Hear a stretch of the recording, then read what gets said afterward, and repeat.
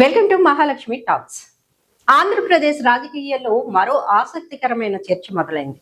YCP అధినేత మాజీ ముఖ్యమంత్రి వైఎస్ జగన్మోహన్ రెడ్డి కుటుంబం నుంచి మరో వ్యక్తి రాజకీయాల్లోకి రాబోతున్నారా?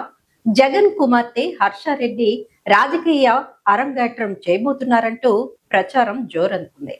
అందులోనూ కడప నుంచే ఆమె రాజకీయ ప్రస్థానం మొదలవుతుందా అనే చర్చ రాజకీయ వర్గాల్లో హాట్ టాపిక్ గా మారింది. అయితే అసలు ఈ ప్రచారం వెనుక ఉన్న కారణాలేంటో చూద్దాం. హర్షారెడ్డి నిజంగానే రాజకీయాల్లోకి వస్తున్నారా? వస్తే కడపే ఎందుకు? జగన్ కుటుంబానికి కడపతో ఉన్న అనుబంధం ఏంటి? ఈ మొత్తం అంశాన్ని ఇప్పుడు వివరంగా చూద్దాం. ప్రస్తుతం ఏపీ రాజకీయాల్లో వినిపిస్తున్న ఒక ఆసక్తికరమైన ప్రచారం. వైఎస్ జగన్ కుమార్తె హర్షారెడ్డి త్వరలో రాజకీయాల్లోకి ఎంట్రీ ఇవ్వబోతున్నారట. అంతేకాదు, ఆమె రాజకీయ రంగ ప్రవేశానికి కడపను వేదికగా చేసుకునే అవకాశం ఉందనే చర్చ కూడా జరుగుతోంది. అయితే ఇక్కడ ఒక విషయాన్ని స్పష్టంగా చెప్పాలి. ఇప్పటి వరకు హర్షారెడ్డి రాజకీయ ప్రవేశంపై అధికారిక ప్రకటన వెలువడలేదు. అంటే ప్రస్తుతం ఇది రాజకీయ వర్గాల్లో, సోషల్ మీడియాలో, అనుచరులలో జరుగుతున్న చర్చ, ప్రచారం మాత్రమే. కానీ జగన్ కుటుంబం నుంచి రాజకీయాల్లోకి ఎవరు వచ్చినా అది సాధారణ విషయం కాదు. ఎందుకంటే వైఎస్ కుటుంబానికి, ముఖ్యంగా కడప జిల్లాకు ఉన్న రాజకీయ అనుబంధం దశాబ్దాల చరిత్ర కలిగింది.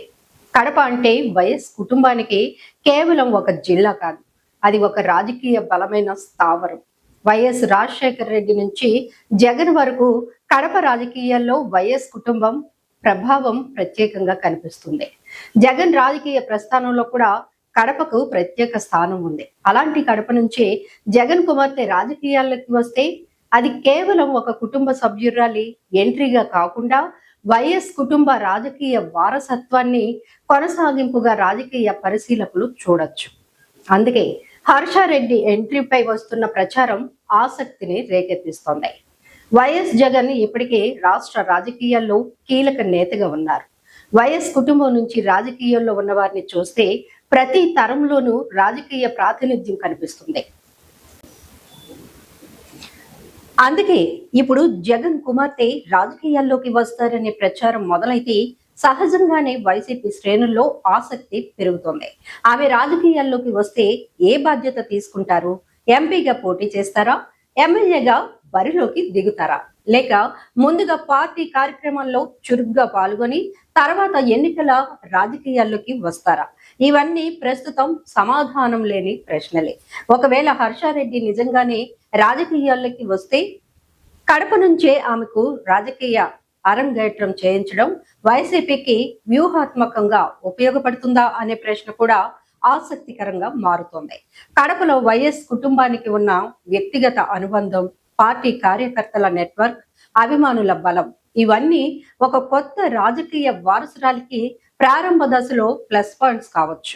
అయితే మరోవైపు కేవలం కుటుంబ వారసత్వం మాత్రమే సరిపోదు. ప్రజల్లో సొంత గుర్తింపుని తెచ్చుకోవాలి.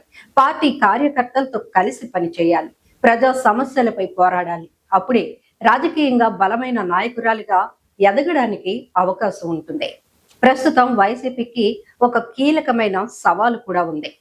పార్టీని భవిష్యత్ ఎన్నికలకు ఎలా సిద్ధం చేయాలి? యువతను ఎలా ఆకర్షించాలి? కొత్త నాయకత్వాన్ని ఎలా ముందుకు తీసుకురావాలి? ఇలాంటి సమయంలో జగన్ కుటుంబం నుంచి ఒక యువ నాయకురాలు రాజకీయాల్లోకి వస్తే పార్టీకి కొత్త ఎనర్జీ వస్తుందా అనే చర్చ కూడా మొదలవుతుంది. ప్రత్యేకంగా యువత, మహిళలను ఆకర్షించే విషయంలో ఒక కొత్త మహిళా నాయకత్వం వైసీపీకి ఉపయోగపడే అవకాశం ఉందని భావించే వాళ్ళు కూడా ఉంటారు. కానీ మరోసారి చెబుతున్నాం, ఇది ప్రస్తుతం ప్రచారం మాత్రమే. అధికారికంగా హర్షారెడ్డి రాజకీయ ప్రవేశాన్ని జగన్ కుటుంబం అయితే ప్రకటించలేదు. ఇక్కడ అసలు కీలకమైన అంశం జగన్ నిర్ణయం కూడా. తన కుటుంబ సభ్యులను రాజకీయాల్లోకి తీసుకురావడంపై జగన్ ఎలాంటి వ్యూహాన్ని అనుసరిస్తారు? హర్షారెడ్డికి వెంటనే ఎన్నికల బాధ్యత ఇస్తారా? లేక పార్టీ కార్యక్రమాల ద్వారా క్రమంగా రాజకీయాల్లోకి తీసుకువస్తారా అనేది ఆసక్తికరంగా మారింది. ఒకవేళ కడప నుంచే ఆమెకు రాజకీయ అరంగేట్రం జరిగితే అది వైసీపీ రాజకీయాల్లో ఒక కొత్త అధ్యయనానికి నాంది అవుతుందా అనే ప్రశ్న కూడా తలెత్తుతుంది. మొత్తానికి జగన్ కుమార్తె హర్షారెడ్డి రాజకీయాల్లోకి వస్తున్నారనే ప్రచారం ప్రస్తుతం ఏపీ రాజకీయాల్లో హాట్ టాపిక్ గా మారింది. అది కూడా కడప నుంచే ఎంట్రీ అనే ప్రచారం నిజమైతే మాత్రం వైఎస్ కుటుంబ రాజకీయాల్లో మరో తరం అడుగు పెట్టినట్టే. కానీ ఈ ప్రచారం నిజమా లేక రాజకీయ వర్గాల్లో జరుగుతున్న ఊహాగానాలేనా? దీనిపై క్లారిటీ రావాలంటే అధికారిక ప్రకటన కోసం వేచి చూడాల్సిందే. మరి మీరేమనుకుంటున్నారు? హర్షారెడ్డి రాజకీయాల్లోకి రావాల్సిందేనా? వస్తే కడప నుంచి ఆమె రాజకీయ అరంగేట్రం చేయడం సరైన నిర్ణయమేనా? మీ అభిప్రాయాన్ని కామెంట్ చేయండి. ఇలాంటి రాజకీయ విశ్లేషణలు, తాజా వార్తల కోసం మహాలక్ష్మి టాక్స్ ఛానల్ ను సబ్స్క్రైబ్ చేయండి.